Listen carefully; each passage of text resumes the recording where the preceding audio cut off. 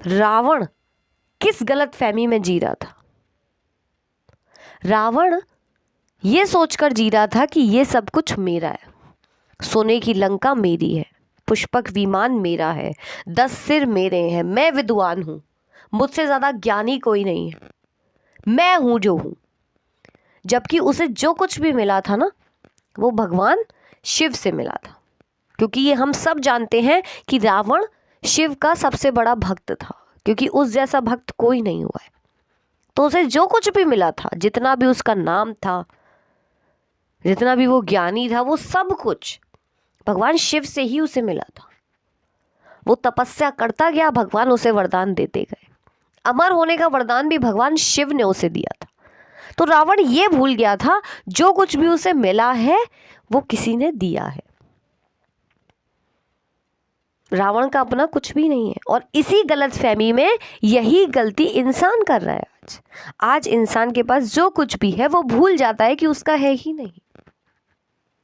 हमारे पास अगर कोई घर है, बहुत खूबसूरत है, बहुत खूबसूरत बंगला है, बहुत खूबसूरत फार्म हाउसेज है, बहुत पैसा है हमारे पास, बहुत सोना चांदी है, बहुत अच्छी नौकरी है, बहुत अच्छा व्यापार है, कुछ भी है, हमारा अपना क्या है?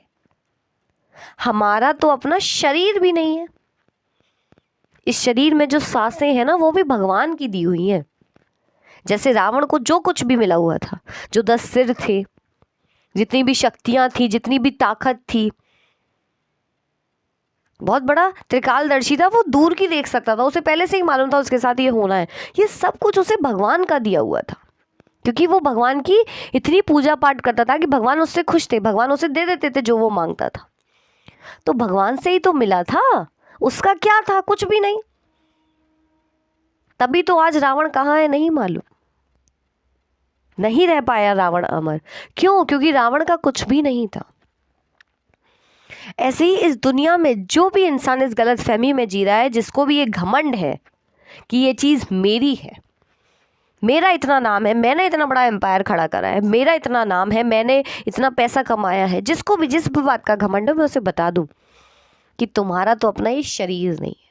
ये जो सांसें हैं ना, जिसकी वजह से तुम बोल पा रहे हो, ये जो सांसें हैं ना, जिसकी वजह से तुम जिंदा हो, जिन चीज़ों पर तुम अपना हक जमा रहे हो, वो भी तुम्हारा नहीं है, भगवान का दिया हुआ है। ये दुनिया भगवान ने हमें दी हुई है तोहफे में, जिसे हम बर्बाद कर रहे हैं। पूरी सृष्टि भगवान की है। उस सृष्टि पर हमने एक घर बना लिया, एक बंगला बना लिया, तो हम खुश हो जाते हैं, घमंड करने लगते हैं, अरे ये चीज़ मेरी है। और हम भूल जाते हैं कि घमंड का अंत कैसा हुआ। रावण ऑलराउंडर था, किसी भी चीज़ की कमी नहीं थी रावण के पास। क्या नहीं था? आज जो लोग प्राइवेट जेट लेके घूमते हैं, रावण के पास अपना खुद का प्राइवेट विमान था। उसका भी तो प्राइवेट जेट था, पुष्पक विमान कहाँ गया? उसके पास भी तो सोने की लंका थी, ऐसी लंका जिसे दूर दूर से लोग देखने आते थे। कहाँ है वो लंका? जल के राख हो गई। तो इंसान कभी भी ये ना भूले कि जो कुछ भी उसे मिला है, सब कुछ भगवान का दिया हुआ है। उसका तो कुछ भी नहीं है। इंसान का तो अपना शरीर नहीं है। जिस दिन इंसान इस बात को समझ जाएगा, उसके अंदर कभी घमंड नहीं आएगा, किसी भी बात का घमंड नहीं आएगा। कोई भी इंसान कितना भी परफेक्ट हो, वो भगवान से ज़्यादा परफेक्ट नहीं हो सकता, भगवान से ज़्यादा अच्छा नहीं हो सकता, भगवान से ज़्यादा उसके पास नहीं हो सकता।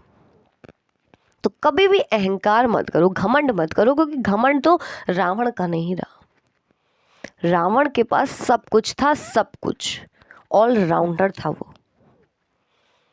फिर भी रावण कहीं नहीं है आज।